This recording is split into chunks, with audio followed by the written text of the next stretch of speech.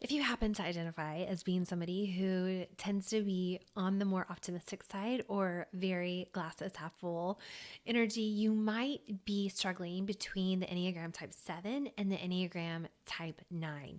There are some similarities, and then there are also some key differences that we are going to get into today inside this or that video to help you gain some additional clues and ideally some additional clarity into which type actually is your dominant Enneagram type. So stick around.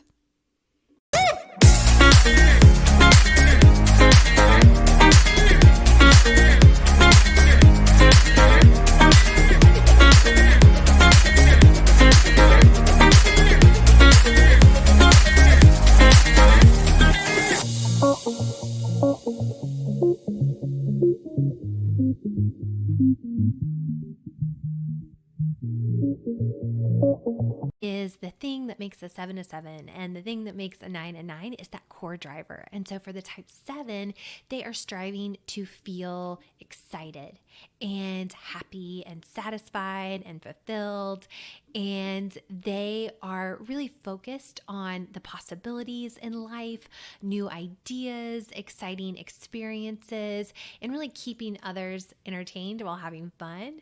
Whereas the Type 9, they are really striving to feel at peace and to be relaxed and calm and really staying composed, not having conflict, and they're really focused on being pleasant and friendly, and they'll actually minimize their own needs to maintain that inner and outer harmony by concentrating actually on the needs of others. Can't rock the boat if you don't have a strong opinion. Nobody can disagree with you, right? So right away, if you still aren't sure which one your type is based on those core drivers, we're going to get into some other key things. So don't worry, but that is the foundational difference between these two.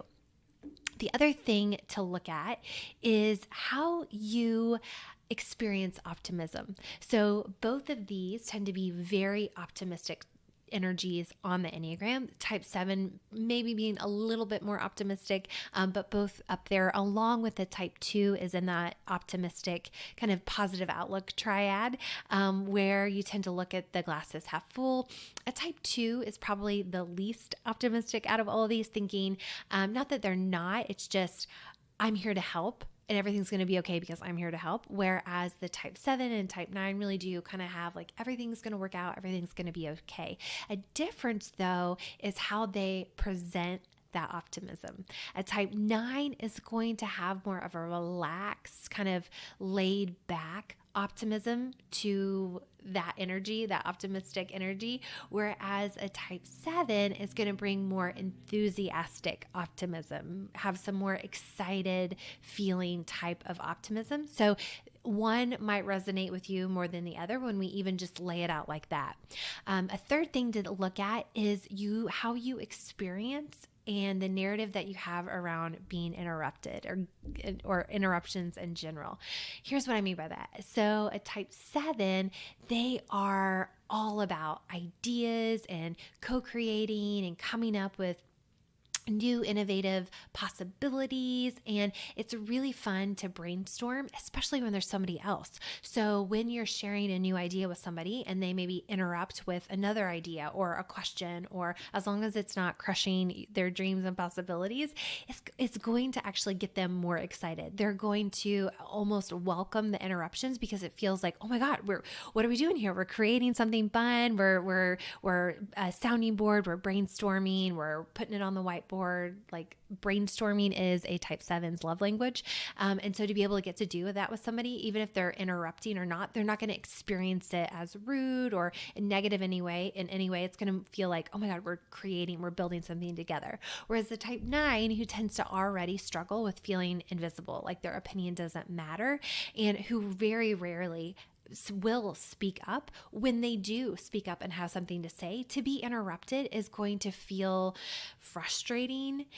It's going to feel annoying potentially. And it's going to feel like, see, my opinion didn't matter anyway. I'm here I am, trying to share my opinion and somebody is talking over me and I'm already struggling with something that, something, already struggle in this area. So it might feel rude to them, where having those interruptions is just kind of going to feel like an overlapping conversation for a 7, where it's going to feel kind of exciting. The other thing to look at is how each type can get kind of diverted or distracted from what they're working on. And they both tend to struggle with this. A type 7 is getting distracted multiple times a day, on a daily basis, with new ideas that will pop up. They'll see something interesting or have a conversation with somebody, and maybe they're working on a presentation, maybe they're reading a book, maybe they're supposed to be calling their clients, but they're going to dive in and to play around with this new idea that came up. And it's going to happen multiple times a day. Like I said, their minds move quickly from interesting ideas, stimulating thoughts, future plans, and so they'll engage in all these possibilities. Whereas a 9, they may get more distracted when they know kind of some type of conflict, especially conflict that is involving them, is looming out there in the future. So maybe it's they don't want to sit down and have to write this hard email to a client, or they don't want to have to put together this presentation because they're just not sure what that person wants, or they don't want to sit down and record the podcast episode because, I don't know, what if I say, hurt somebody's feelings or somebody disagrees with it. And so rather than sitting down and knocking it out, rather than getting distracted by those new ideas like a 7, they will tend to allow themselves to get distracted and diverted by that potential conflict. And then they will kind of go and zone out. They may turn to their favorite Netflix series, a book that they've read, a walk, maybe get on eBay and look to how to add to their collection. Just kind of zoning out into something that's really comfortable and familiar is a key difference into how each of these will tend to get distracted, get kind of diverted off course.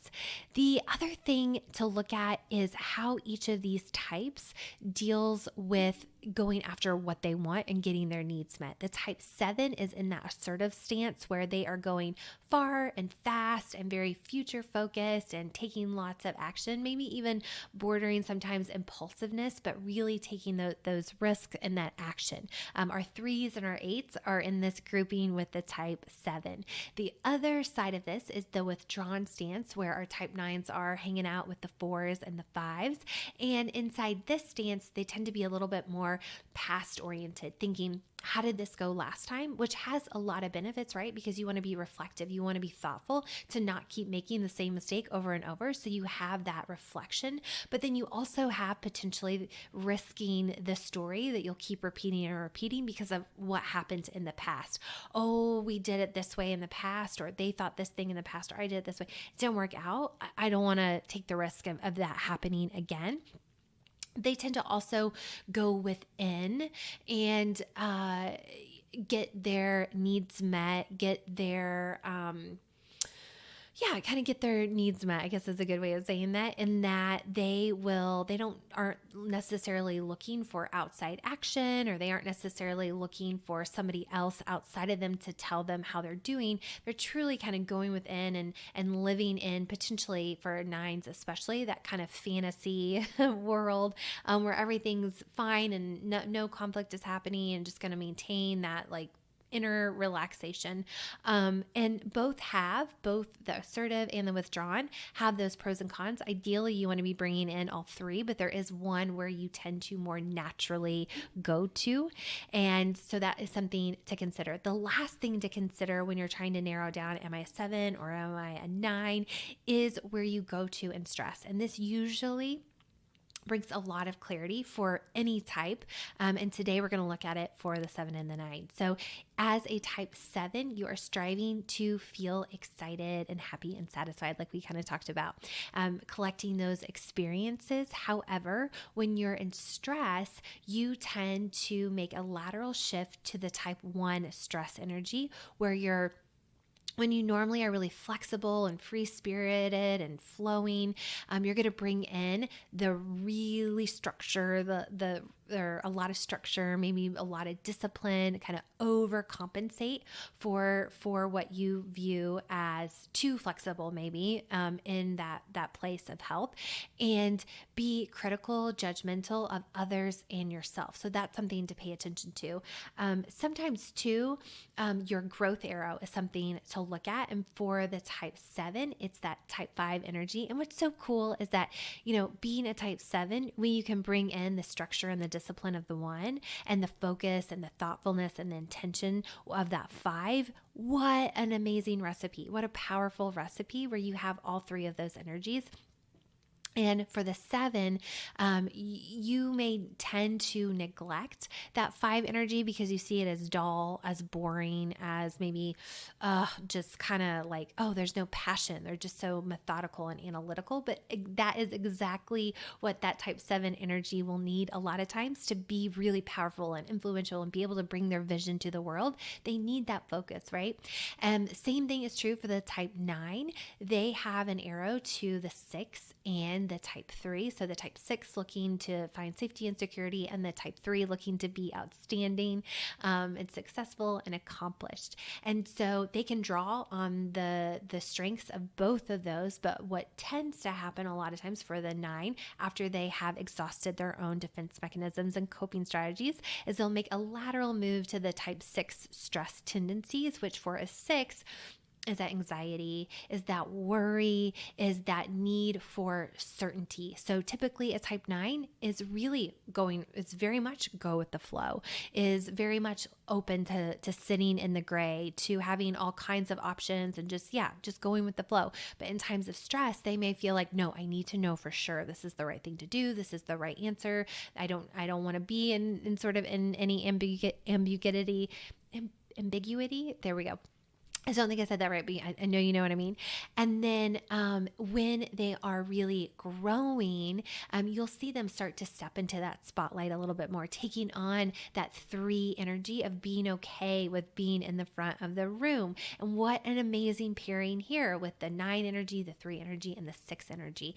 And so how they can use that 3 energy, they feel like attention. They sometimes can see it as attention seeking and very much rocking the boat. So sometimes they'll neglect it, but when they're able to embrace their type 3 energy and really pair it with their natural strengths of a 9, such a powerhouse recipe as well. So that's some additional insight for why it's important to understand what type you are, so that you understand where you're starting from and what type of advice to allow in. There's so much good advice. There's so many great methods, strategies for how to do something, what to focus on. We can't do it all. And what ends up happening is we try and do it all. We try and get better in all the areas, try and do all the things. I mean, just not doing any of it because it's overwhelming or we get burnt out or whatever the reason. So the Enneagram, understanding your type, isn't meant to put you in a box, isn't meant to put a label on you. It's to give you some clarity about, hey, here's where you're starting from. Here's maybe where you want to go. And then here's the best way for you to get there based on those things. And again, it won't be a step-by-step boilerplate, exact same recipe for everybody, but it will absolutely give you some clarity and some direction. So that is the benefit of understanding your dominant type. I hope today's video gave you some additional clues, maybe even some clarity about which type you are.